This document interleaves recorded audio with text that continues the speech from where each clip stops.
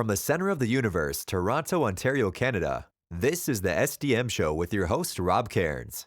The SDM Show focuses on business, life, productivity, digital marketing, WordPress, and more. Sit back, relax, grab your favorite drink, and enjoy the show. Here is Rob. Hey everybody, Rob Cairns here. I'm the founder, CEO, and chief technologist of Stunning Digital Marketing.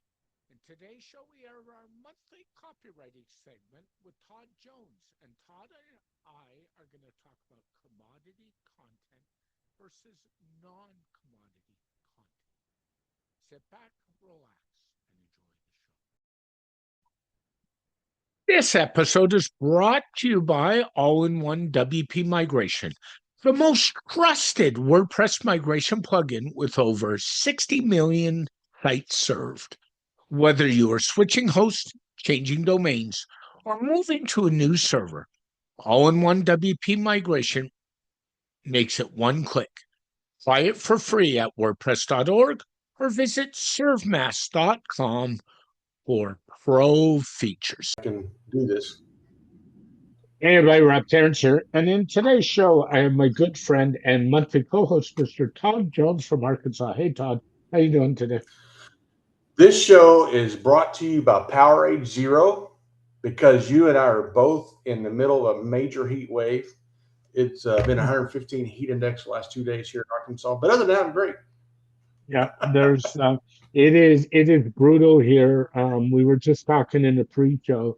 Toronto's got Canada Day at time of this record was yesterday, so we celebrated our nation's birthday. The 4th of July for I saw pictures all over there. It's coming up. I saw pictures all over internet about Canada Day from people I know from Canada, like you and Ross Simmons. And then 4th of July is Saturday. We have all kinds. Actually, this is our 250th birthday.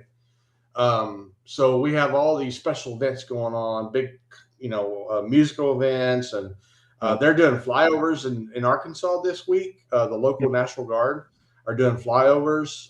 There's other flyovers going on across the country. And of course, in the middle of that, we're hosting the World Cup. And I think the U.S. has a big game tomorrow. They had one yesterday. Yeah, U.S. at the time of this record won yesterday, so they don't play for a couple of days. The big game is in the round of 16. Ronaldo is playing in Toronto tonight at 7 o'clock at Toronto Stadium, known as BMO Field. And the Portuguese community is strong in Toronto, so that will be insane. That will be insane. The other thing I'll tell you, just because you opened the sports conversation, yesterday was hockey trade line day. The Toronto Maple Leafs were in the middle, not trade line day, sorry, free agent day.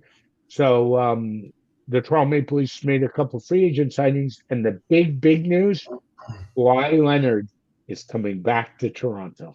Oh yeah, the basketball player, right? To the Raptors. That is such. Well, there's a lot of that going around.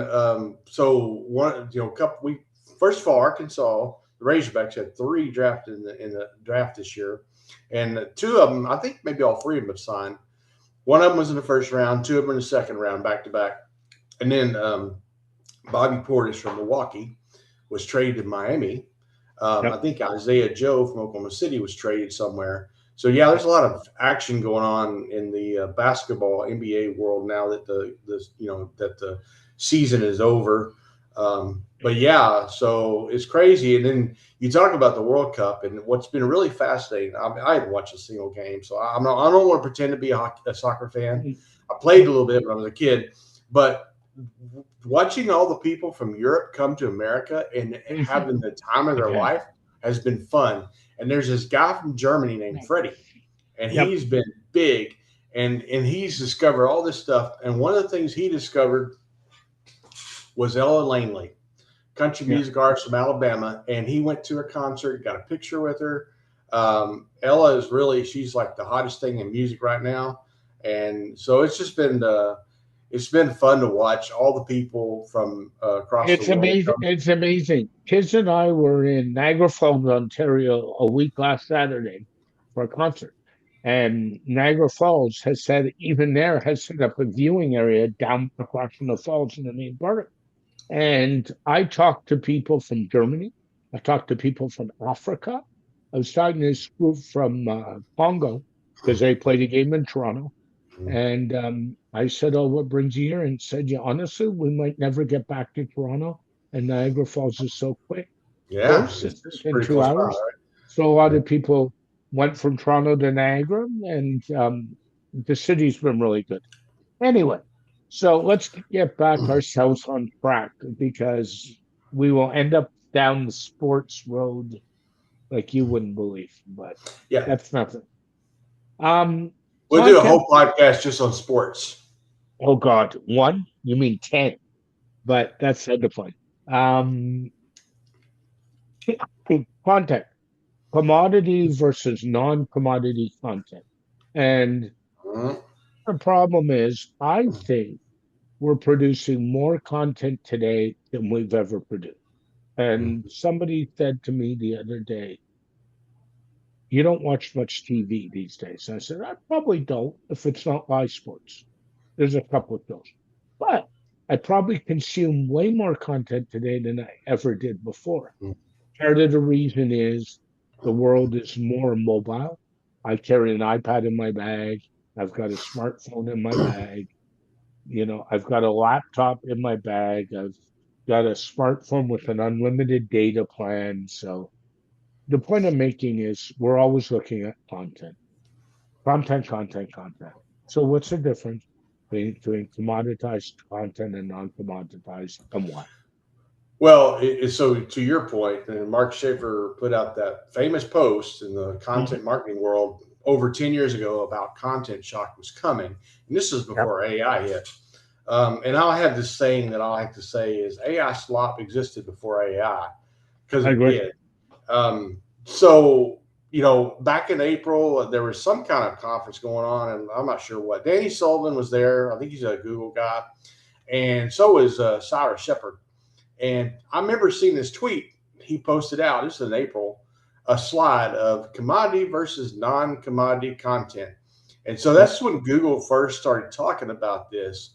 And basically, to be honest, Rob, we've been getting to this point for a good almost 12, 13 years.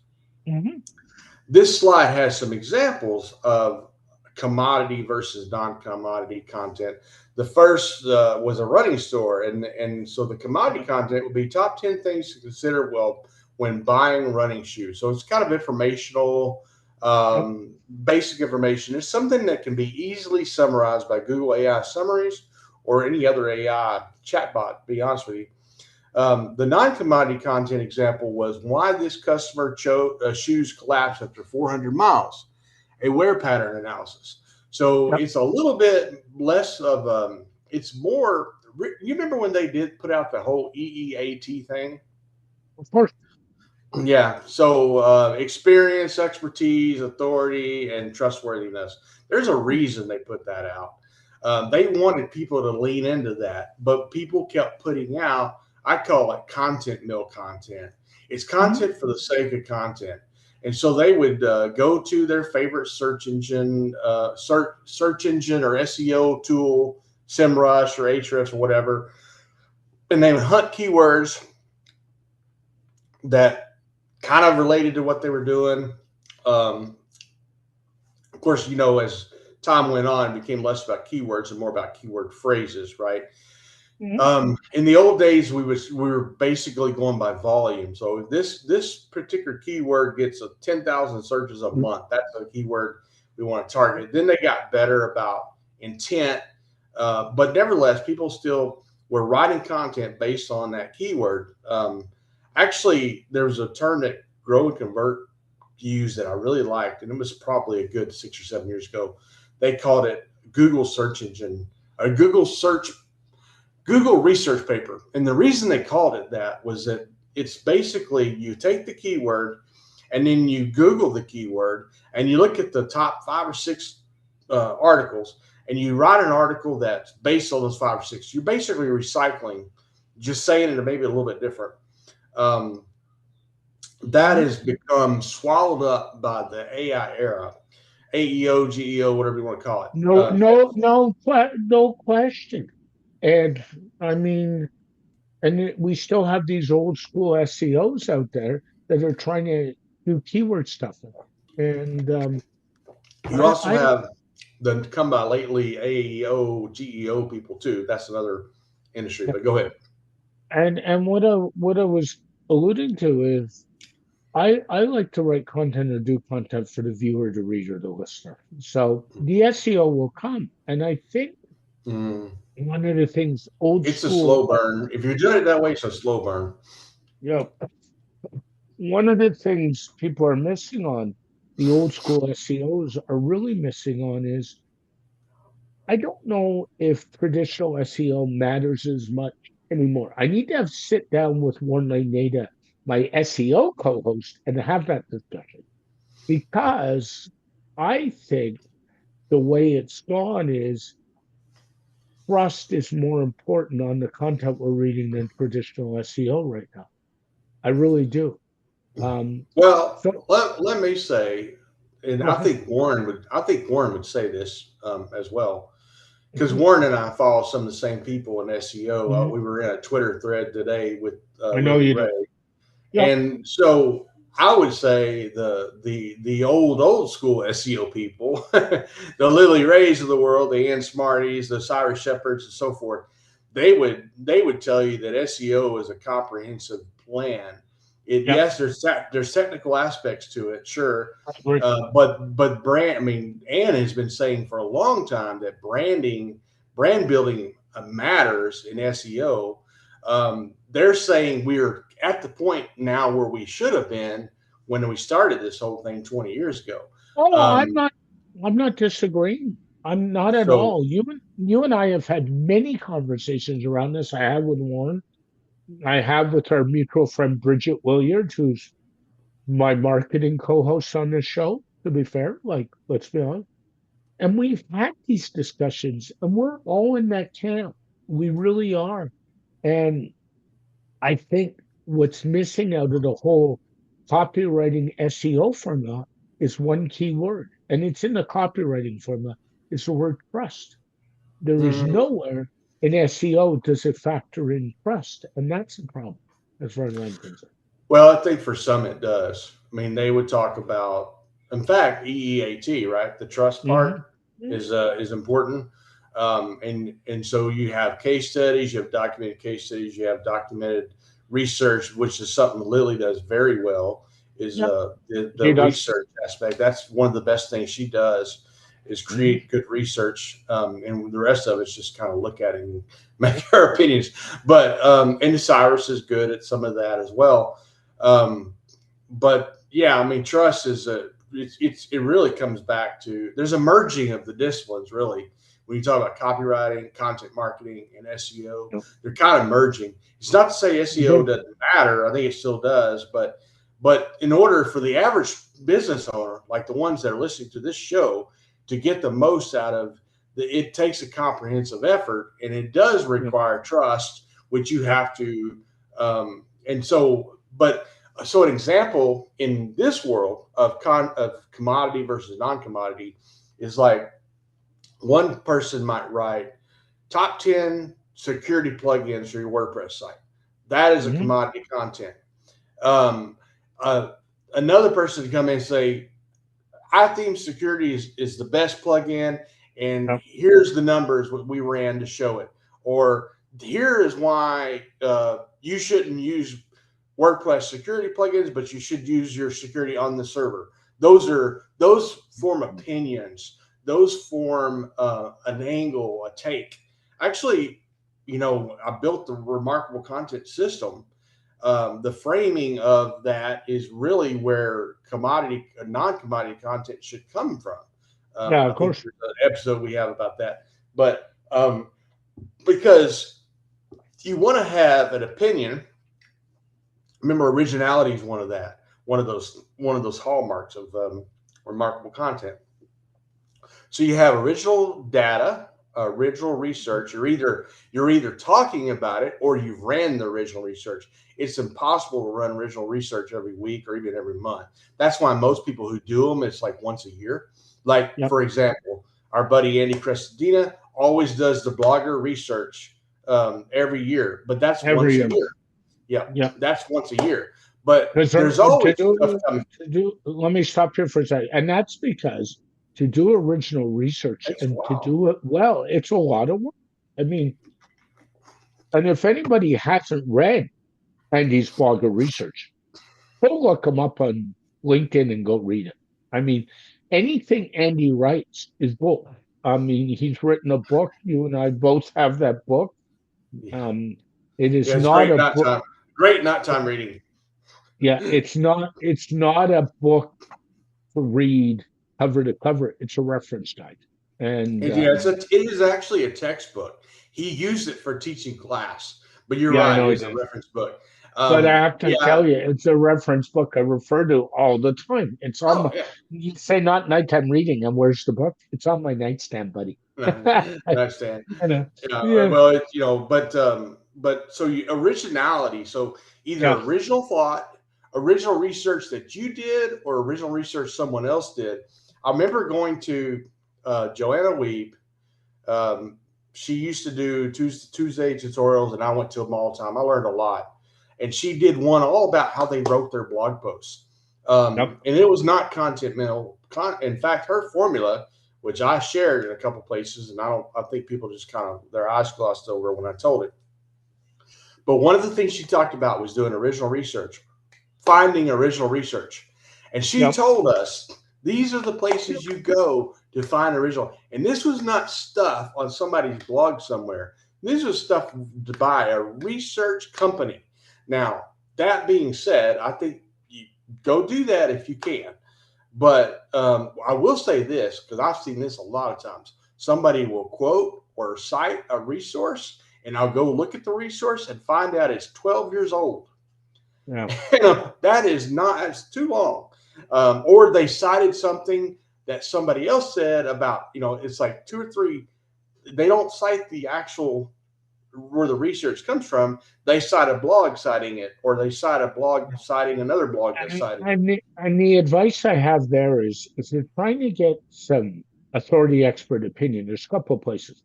One is, it used to be called Help a Reporter Out, Hero. But I think it's changed its name. I haven't used it in a long time, but go check it out. I'm going to tout my own horn a little bit. Reach out to people like myself and Todd who do podcasts. I mean, we're in the trenches. I mean, that's the beauty of doing this show. And I've said to people, I get quoted all the time, or I get people that come to me and say, "Can I quote you, or can you give me?" Because of the show and what I do. The best way I describe this show, and I'm working on a promo video next week for the show, is it's the best free masterclass in the marketing world that you will ever get. I mean, that's fair.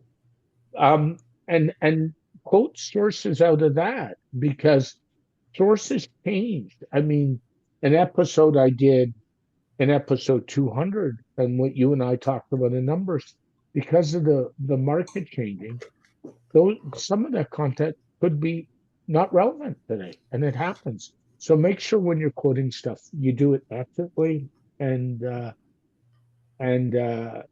timely. That's the other thing. Right? Anything 10 years old is probably too old. And in this space, anything more than 2 or 3 years old can be too old. The digital marketing moves rapidly, and there's a lot of people basing their content on stuff that was 5 years ago, worked okay, but it's not working anymore. And this is one of them. You're trying to build. So what you want to do is create content that cannot be summarized as easily in Google AI overviews, as well as whatever Bing does and those kind of things. But I will say this, they are doing something where they're starting to put the sources in the sidebar, but I have seen also that they got the source wrong or whatever. So don't depend on that. You need to write non-commodity content. It's been a shift, and I created this document which you can give to the users about all this stuff, but I'm going to give you some lived experience is a good one to use. We talked about expertise, but experience is a big deal. So this is what I call story articles. Like, here, I tried 3 security plugins. This is what happened. This is what I learned. Yeah. This is what that is an experience type. Your experience, your lived experience in terms of trying something is always a good non-commodity type content. Honestly, it's probably going to be a little laborious. If you go back and read almost every year when Andy does that blog survey, you find that most bloggers say it takes them at least 4 hours to write content. You can't really put these out in 30 minutes in terms, because you've got to, like, there's a lot of effort that goes into it. Finding the subject matter expert, like you were talking about, tracking down the original source of what you're citing, documenting your journey, those kind of things. You want to build loyalty, which comes from trust. So you need to prioritize the EEA2.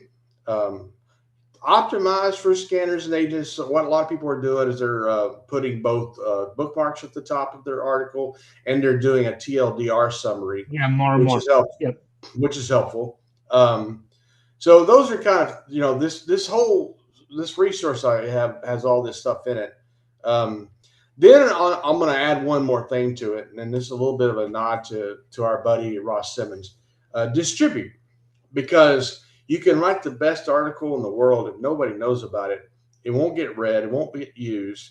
So you got to have a distribution system in place. And by the way, you should, it's funny you mentioned that. I just finished listening to a really good podcast I listened to. A shout out to the guys over at the podcast morning show. It's a daily, and they were talking about what's the number one thing that podcasters have problems with: distribution. They do these great podcasts, but they don't promote it well. And distribution is all part of your marketing plan. And I almost think, and I could be wrong, but you should have that distribution strategy in place before you actually write the content. I actually believe that. You need to have your strategies and your processes in place, then write the content, because then you can take it and put it out there. Well, and with the tools that we have now that are based on AI, it's a lot easier than it was 5-10 years ago. In terms, and if you're struggling with how to distribute your podcast, come see me. I'll help you build a plan to do that, to remix that. But you have things like a lot of people do. This is not my area of expertise, but shorts, video shorts. My friend Todd Nilsson does a great job of doing shorts based on the shows he does once a month in the community space. And so shorts are a great way to like put it on maybe LinkedIn or on Instagram, those kind of things. Because people on those platforms don't want to watch a 30-minute or hour-long podcast. No, they don't. And the younger generation doesn't have the bandwidth to watch a half-hour podcast. So it appears, it appears. But there's other things you can do. Like one of the things you're doing, I think is great because other people do it too, is you use Substack to distribute it. Your podcast. Amanda from Spark Turo she's got the zero-click content podcast that she started, and she distributes that probably more than one place, but I see it through Substack. I think all she does is drop the YouTube video in there, but she'll put out a show notes, and you can do that. You can prime it to be watched better on LinkedIn and Substack with a little bit of remixing. Remixing is something I think people that's going to be important moving forward. People are starting, actually, to be honest, Rob, that's a demand I'm starting to see, because you can't just expect the era of AI, Google, AI, whatever, to just find your product or your service because you use a high value keyword anymore, especially if you're doing commodity content. It gets kind of absorbed in the AI conglomerate. So you got to build a remix system, a distribution system. Anyway, that's another. I wanted to stop and interject for a minute about distribution. we got to make sure we distribute the right way. So, for example, you were talking about Substack. One of the things I do on Substack, and the readers of my Substack will know, I don't just put a link to the blog post for the podcast. I actually put the summary up at the top, and then I have some stuff about my sponsor. You know that. And right now, the current sponsor of the show at time of this record is WP All-in-One Migration. Thank you to the guys over at Server Mask. Yeah, And you'll find Powerade Zero. and Powerade Zero. Thank you to those guys, to Yanni and his team. They've been wonderful. I'll say that now. And and then I put in both the video and the audio, but I don't link to the YouTube video. I actually embed the YouTube video in the Substack and the audio in. And the reason I do that is it was an experiment I started about 8 months ago. I get more video plays out of the Substack. Now, it's harder to quantify that because then people say, how many views did you get? And I'm kind of looking at it saying, Substack doesn't tell me. It tells me how many opens I got on there. Exactly. So that's the thing. Well, they do have a view, but it just is who viewed your Substack article.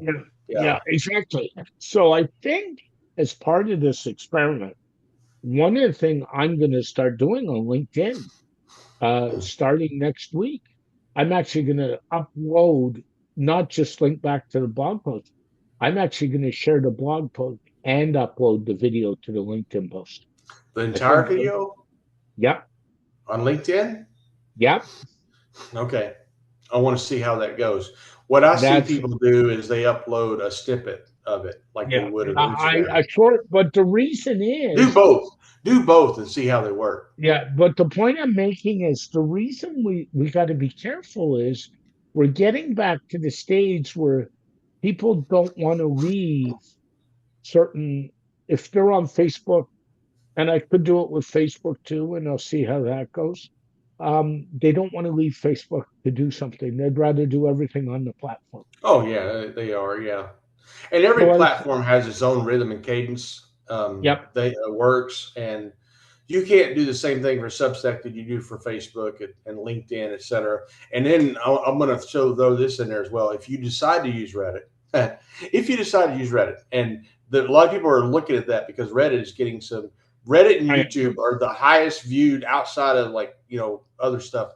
And so people are like, okay, well, YouTube makes sense. Like it's a Google product and people go there, and YouTube is by far the most, viewed platform, but people are starting to use Reddit more. And there's a couple of things I'll say about that, but I have been experimenting with Reddit for a while now.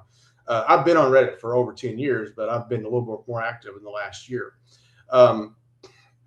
Reddit, first of all, people in Reddit don't like marketers. So you cannot go in basically spamming stuff, which you shouldn't do anywhere anyway. They don't like so if you're doing something that would be considered spamming, whether it's in a DM or an email, you certainly don't want to do Reddit. And you'll get banned for life, or maybe, Ross, who is a big Reddit proponent, has said, I have been banned from Reddit before. He apparently got back on it, which is good. But anyway, it's just one of those things that Reddit is a different animal. They already don't like marketers. They don't like AI. People go in there and just troll people about AI. I got trolled this week about something. And every subreddit is different. Some are obviously more acceptable to some of that stuff. Some are less. It depends on the moderator and the rules. And I've got an account, but I haven't really jumped in as much as I should because. Why are you not on the digital marketing one? I don't know. I need to. Anyway, yeah, I'm in a couple. Well, I'm in several subreddits, but there's two that are small that Smarty's got one. AI for SEO is what it's called, and it's a good one. In fact, she's running an AMA today. She's run several AMAs.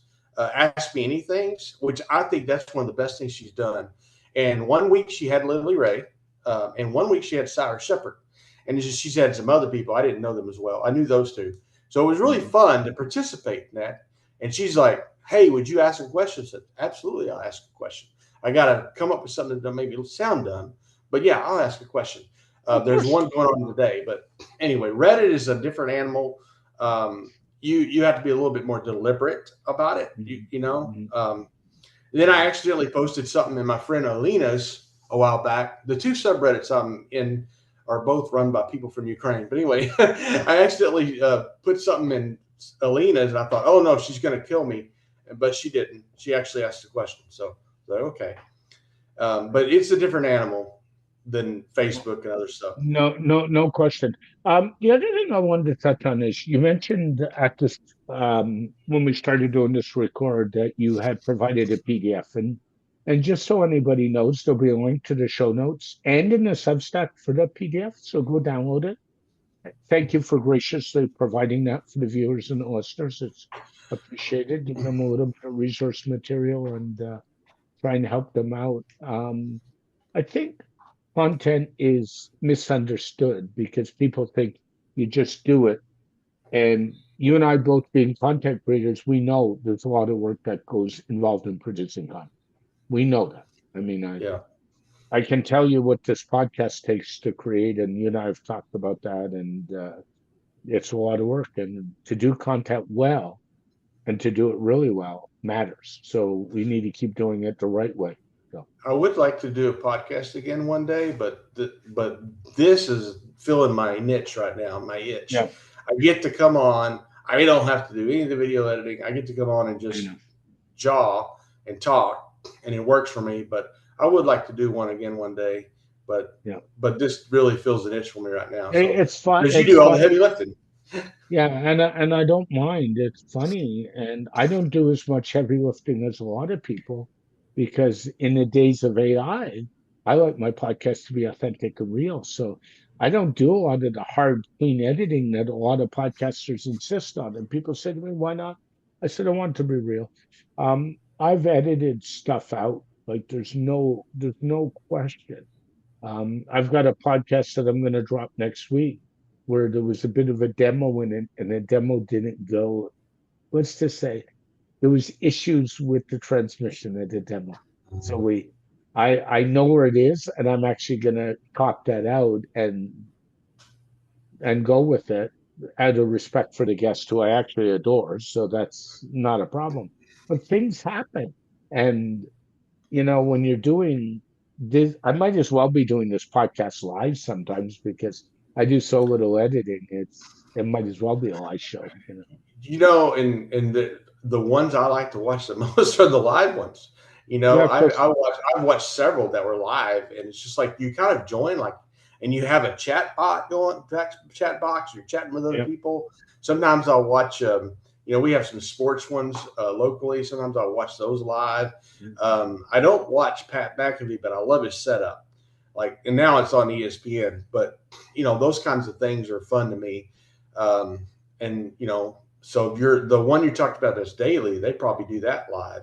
So they do it on the podcast daily show. They do it on Clubhouse, but it's at 8 a.m. Eastern, and at that point, I'm not even in a coffee and. I listen to it. I think I'm about a week behind right now. It's one of those things I listen to on my long commutes around Toronto. It's funny though.